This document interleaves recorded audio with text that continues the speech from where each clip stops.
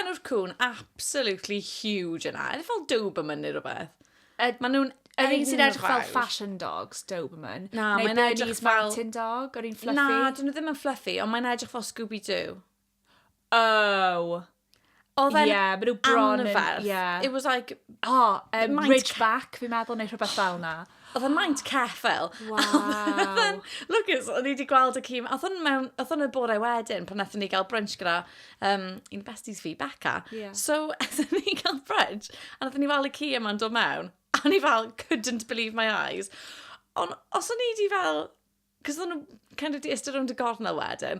Os o'n i wedi mynd i'r tŷ bach a ddim gwybod bod y ci yna, I would have shat myself. Achos oedd Terrifying. oedd e'n absolutely huge. Huge. Fi ddim yn deall sut mae pobl yn fel cadw control o'r cwn, pan maen nhw ar fel walks a pethau. Oedd e'n hilarious. Dyla ti wedi gweld gwyneb y pobl oedd yn gweithio fan'na, fel, nhw'n dog friendly, so nhw fel, yeah. Is that a dog? We're not horse friendly, babe.